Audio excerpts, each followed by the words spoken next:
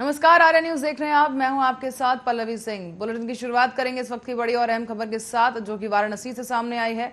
आपको बता दें कि वाराणसी में दिल्ली घटना के बाद वाराणसी में भी अब सुरक्षा को बढ़ा दिया गया है। आपको बता दें, तमाम हिंसक घटनाओं के बीच ये खबर सामने आ रही है, जहां पर वाराणसी में भी अब चौक चौबंद जो है सुरक्षा व्यवस्था कर दी गई है। यहाँ पर आपको बताते चलें कि दिल्ली की घटना के बाद से अब वाराणसी में भी सुरक्षा बढ़ा दी गई है। हनुमान जयंती के दौरान जो हिंसा भड़की है, उसको लेकर अब काशी विश्वनाथ मंदिर की सुरक्षा को बढ़ा दिया गया है। साथ ही आपको बता दें कि पुलिस इस वक्त तैनात है और संकट मोचन मंदिर में कड़ी चेकिंग के बाद ही प्रवेश दिया जा रहा है। भारी पुलिस बल के बीच मंदिर में दर्शन पूजन के लिए पहुंच रहे हैं भक्त। और वाराणसी से बड़ी खबर सामने आई है, जहां पर सुरक्षा को बढ़ा दिया गया है। दिल्ली घटना के बाद से वाराणसी में भी सुरक्षा बढ़ाई गई और अब मंदिर में प्रवेश के लिए चेकिंग के दौरान गुजरना पड़ेगा और काशी विश्वनाथ मंदिर में ये सुरक्षा बढ़ाई गई है।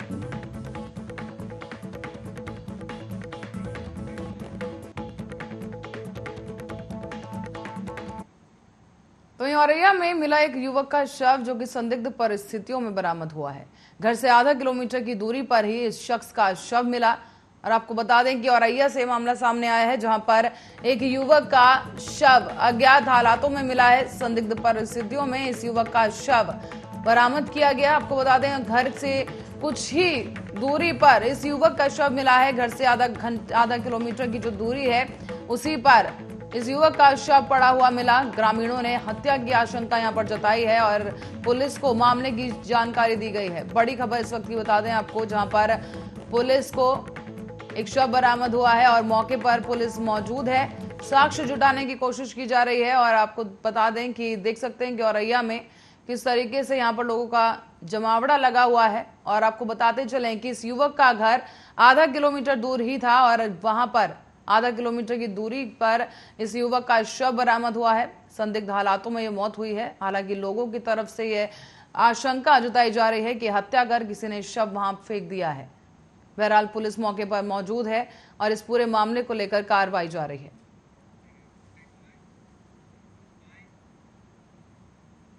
तो वहीं भारत के प्रधानमंत्री नरेंद्र मोदी के आमंत्रण पर 21 अप्रैल को ब्रिटेन के प्रधानमंत्री बोरिस जॉनसन भारत का दौरा करने पहुंचेंगे। पीएम के रूप में बोरिस जॉनसन का यह पहला भारत दौरा होगा और इस दौरे की शुरुआत गुजरात से की जाएगी। यहां पर जॉनसन निवेश और व्यापारिक संबंधों पर कई उद्योगपतियों से भी मीटिंग करते नजर आएंगे।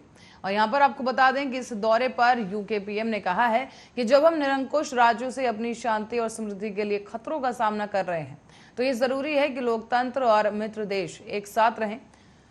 भारत एक प्रमुख आर्थिक शक्ति और दुनिया का बड़ा लोकतांत्रिक देश है। इस अनिश्चित समय में वो यूके के लिए अत्यधिक मूल्यवान रणनीतिक भागीदार है।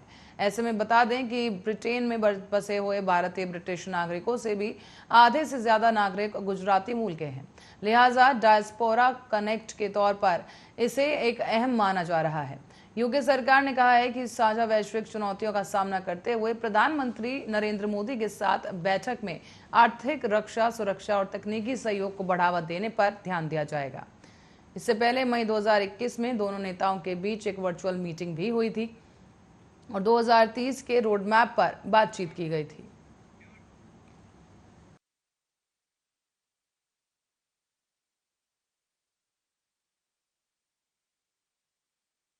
और स्वास्थ्य व्यवस्था और जलवायु, व्यापार, शिक्षा, विज्ञान और प्रौद्योगिकी और रक्षा के यूके क्षेत्र में यूके और भारत संबंधों के लिए एक रूपरेखा प्रदान करता है।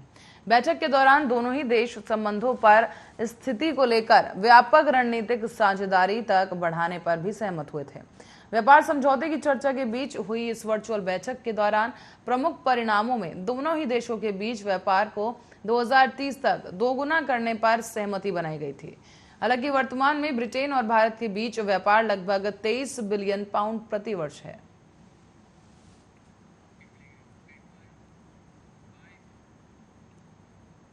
तो यूक्रेन और रूस के बीच 53वें दिन भी भीषण जंग जारी है। यूक्रेन के कई शहर बर्बाद हो चुके हैं और कई शहरों में हालात बेहद खराब हैं। वहीं रूसी हमले से मैरियोपोल लुहान हो गया है। हालांकि यूक्रेन के राष्ट्रपति व्लादिमीर जेलेंस्की ने शनिवार को ये कहा है कि मैरियोपोल में स्थित अमानवीय और घटना है और यहाँ पर जेलेंस्की ने एक बार फिर से अपने सहयोगी देशों से शहर को रूसी सेना से बचाने के लिए भारी हथियार उपलब्ध कराने की अपील की। उन्होंने कहा है कि देशों के नेताओं से जितनी जल्दी हो सके हथियार उपलब्ध कराएं या शांति की दिशा में रूस से आगे की बातचीत के लिए उसे मजबूर करने के लिए हस्तक्षेप करने पर जोर दिया।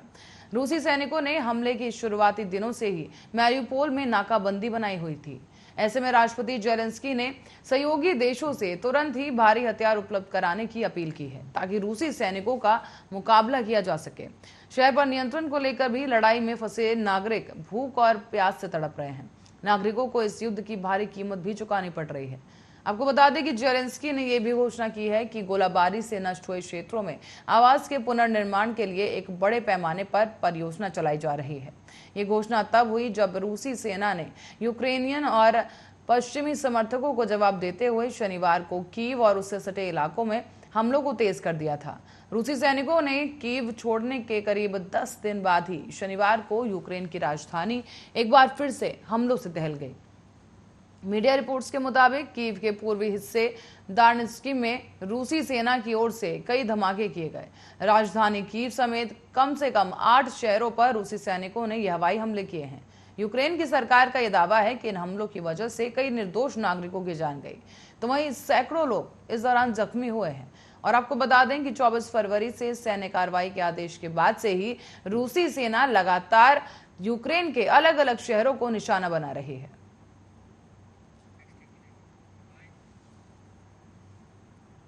तो वहीं बढ़ेंगे अगली खबर की ओर। सऊदी अरब के क्राउन प्रिंस मोहम्मद बिन सलमान ने पाकिस्तान के नए प्रधानमंत्री से फोन पर बातचीत की। सऊदी अरब के क्राउन प्रिंस मोहम्मद बिन सलमान ने शनिवार को पाकिस्तान के प्रधानमंत्री शहबाज शरीफ से फोन पर बातचीत की और उन्हें जल्दी ही रियाद आने का न्योता दिया। आपको बता दें कि प्रधानमंत्री शहबाज शरीफ ने भी सऊदी अरब के साथ करीबी संबंध बनाते हुए काम करने और दोनों देशों के बीच संबंधों को और मजबूत बनाने की बात कही है। आपको बताते चलें, इस दौरान द एक्सप्रेस ट्रिब्यून अखबार की खबर के मुताबिक सऊदी अरब ने क्राउन प्रिंस प्रधानमंत्री शहबाज शरीफ को कॉल करने वाले पहले विदेशी नेता बने। सऊदी अरब पाकिस्तान के लिए प्रमुख आर्थिक जीवन रेखा के तौर पर माना जाता है क्योंकि उसने इस्लामाबाद को बिगड़ते आर्थिक हालात से निपटने में मदद करने के लिए कई बेल आउट पैकेज दिए थे। हालांकि अभी यह साफ नहीं है कि क्या नए प्रधानमंत्री शहबाज शरीफ अपनी यात्रा के दौरान पाकिस्तान के लिए वित्तीय पैकेज की मांग करेंगे या नहीं। लेकिन पाकिस्तान मुस्लिम लीग नवाज के वरिष्ठ नेता मीडिया को ये जानकारी उन्होंने दी कि इस यात्रा का मुख्य उद्देश्य पिछली सरकार के दौरान दोनों देशों के बीच संबंधों में हुए नुकसान की भरपाई करना है। मीडिया रिपोर्ट्स के मुताबिक प्रधानमंत्री शहबाज शरीफ ने बधाई के लिए क्राउन प्रिंस को धन्यवाद दिया और अपने दोनों ही देशों के बीच द्विपक्षीय संबंधों को बढ़ाने और मजबूत करने के लिए साथ मिलकर काम करने का संकल्प व्यक्त किया है। हालांकि आपको बता दें कि रिपोर्ट्स के मुताबिक शहबाज शरीफ ने सऊदी अरब को उसके ऐतिहासिक और निरंतर समर्थन और सहयोग के लिए भी धन्यवाद दिया है। पाकिस्तान विदेश कार्यालय ने कहा है कि पीएम शहबाज शरीफ ने दोनों देशों के बीच संबंधों को नई ऊंचाइयों पर पहुंचाया है और नई ऊंचाइयों पर और ले जाने के लिए अपनी प्रतिबद्धता की पुष्टि की।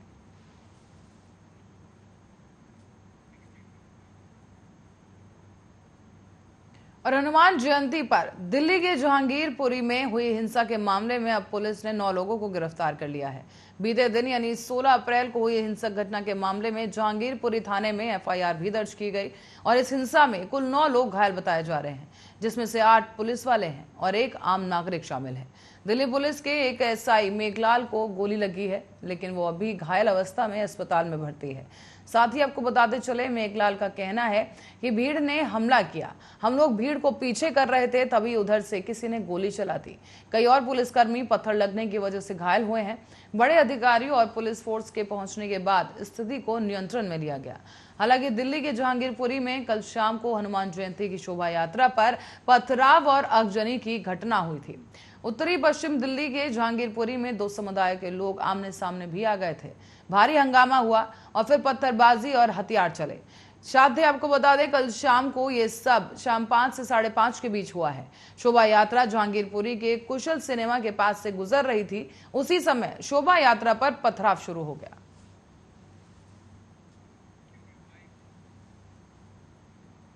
और इसी कड़ी में आपको बता दें कि दिल्ली के जहांगीरपुरी में हनुमान जयंती के मौके पर हुए बवाल के बाद अब इलाके में भारी पुलिस बल को तैनात किया गया है और अब सुरक्षा को देखते हुए यूपी में भी हाई अलर्ट जारी कर दिया गया है। दरअसल दिल्ली से सटे गाजियाबाद और गौतम बुद्ध नगर में इस वक्त अलर्ट जारी किया गया है।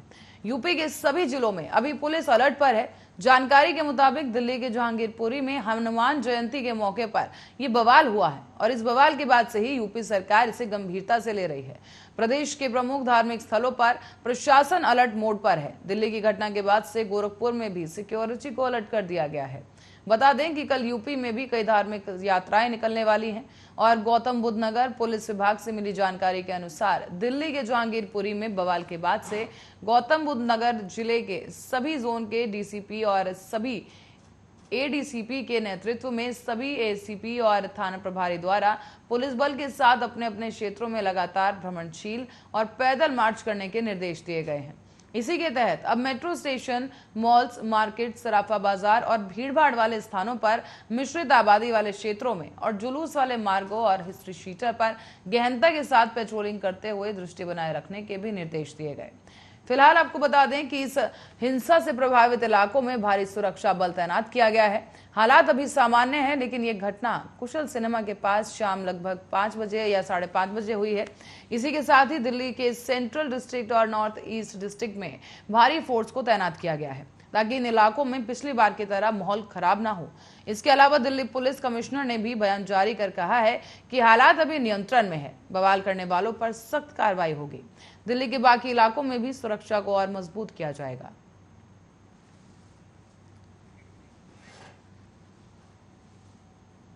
तो वहीं उत्तर प्रदेश में एक बार फिर से योगी आदित्यनाथ की सरकार सत्ता में आ चुकी है और इसी बीच अब 6 आईएएस अधिकारियों का ट्रांसफर किया गया।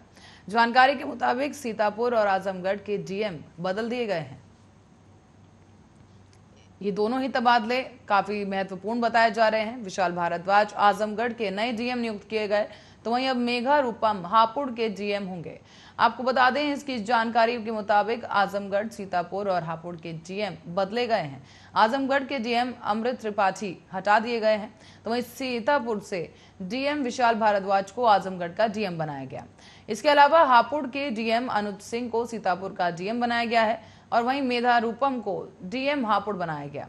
इससे पहले मेघा मेरठ में अपर आयुक्त थी और उधर सीडीओ गाजियाबाद अस्मिता लाल एसीईओ और यूपी सीडा बनाई गई हैं, जबकि बिजनौर के ज्वाइंट मजिस्ट्रेट विक्रमादित्य मलिक को सीडीओ गाजियाबाद बनाया गया।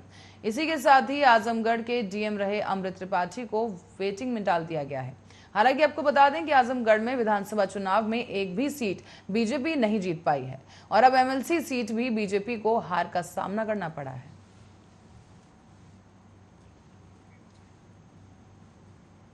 तो आजम खान मौलाना मोहम्मद अली जौहर ट्रस्ट रामपुर की अधिकृत जमीन को छुड़ाने के लिए सुप्रीम कोर्ट पहुंचे हैं। आजम खान ने सुप्रीम कोर्ट में हाई कोर्ट के आदेश को चुनौती दी है। इस मामले में अब हाई कोर्ट ने आजम खान को राहत नहीं मिलती दिख रही। आजम खान की अर्जी के बाद से यूपी सरकार ने भी सुप्रीम कोर्ट में केवियट अर्जी दाखिल की। सुप्रीम कोर्ट में यूपी सरकार ने केवियट अर्जी दाखिल करके ये कहा है कि बिना उत्तर प्रदेश सरकार का पक्ष सुने सुप्रीम कोर्ट इस मामले में कोई आदेश जारी ना करे। अब इस मामले में सुप्रीम कोर्ट 18 अप्रैल को सुनवाई करेगा। दरअसल हाईकोर्ट ने पूर्व कैबिनेट मंत्री मोहम्मद आजम खान के खिलाफ फैसला दिया था। इसमें मौलाना मोहम्मद अली जौहर यूनिवर्सिटी रामपुर द्वारा अधिग्रहित करीब 12.50 एकड़ जमीन के अतिरिक्त जमीन को राज्य में निहित करने के एडीएम वित्त के आदेश को सही करार दिया था। विश्वविद्यालय निर्माण के लिए लगभग 471 एकड़ जमीन अधिकृत की गई थी और आपको बता दें कि केवल 12.50 एकड़ जमीन ही ट्रस्ट के अधिकार में रहेगी। कोर्ट ने एसडीएम की रिपोर्ट और एडीएम के आदेश की वैधता को चुनौती देने वाली ट्रस्ट की याचिका खारिज कर दी। बता दें कि आजम खान वर्तमान में उत्तर प्रदेश के रामपुर विधानसभा सीट से विधायक हैं और वो यहां से 9वीं बार विधायक चुने गए। उन्होंने इस सीट पर बीजेपी ने आकाश सक्सेना को हराया है। साथ ही आपको बताते चलें कि आजम खान के बेटे अब्दुल्ला आजम भी इस बार स्वार सीट से चुनाव जीत गए। आजम खान और उनके बेटे दोनों ही सपा रालोद गठबंधन के प्रत्याशी थे और आजकल काफी चर्चा है कि अखिलेश यादव से आजम खान नाराज हैं, जबकि आजम खान के कार्यालय के ऐसे कई खबरें भी सामने आ चुकी हैं।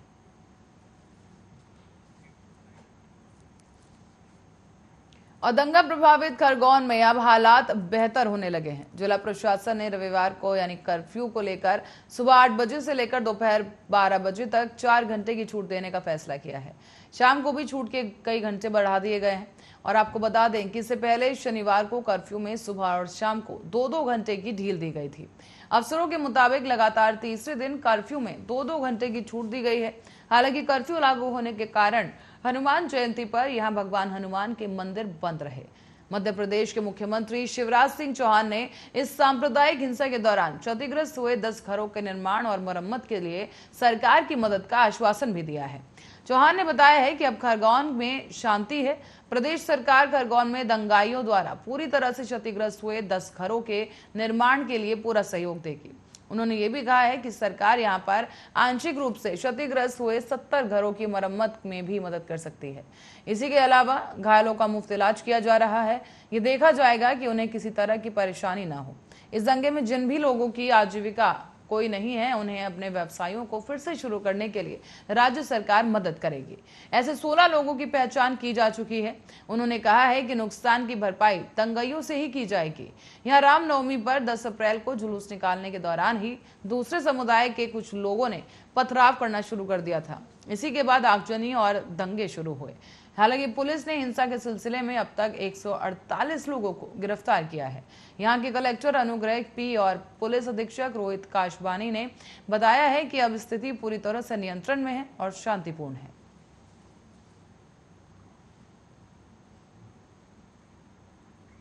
खबर पश्चिम बंगाल से जुड़ी है, जहां पर नदिया जिले के हंसखली इलाके में एक नाबालिग लड़की के साथ कथित बलात्कार और मौत की घटना के कुछ ही दिन बाद जिले की ही एक और किशोरी अपने रिश्तेदार के मकान में फांसी से लटकी हुई मिली है। पुलिस के एक अधिकारी ने बताया है कि लड़की के पिता द्वारा दी गई तहरीर में आरोप लगाया गया है कि धनताला में अपने रिश्तेदार के घर गई 15 साल की किशोरी के साथ उसी के रिश्तेदार ने रेप किया है और उसकी हत्या कर दी गई। उन्होंने ये भी बताया कि किशोरी का शव उसके रिश्तेदार के मकान में फांसी के फंदे से लटका मिला। उन्होंने बताया कि घटना के सिलसिले में 4 लोगों को गिरफ्तार किया गया है। हालांकि उसने ये स्पष्ट नहीं किया कि आरोप उनमें से एक है या फिर नहीं। अधिकारी ने यह भी कहा है कि शिकायत के बाद शव का पोस्टमार्टम करवाया गया है, लेकिन किशोरी के पिता उससे संतुष्ट नजर नहीं आ रहे और दोबारा से परीक्षण का अनुरोध किया जा रहा है। हालांकि उन्होंने ये नहीं बताया कि किशोरी के पिता किन कारणों से रिपोर्ट से संतुष्ट नहीं है। स्थानीय अदालत ने दूसरे परीक्षण की अर्जी स्वीकार कर ली है।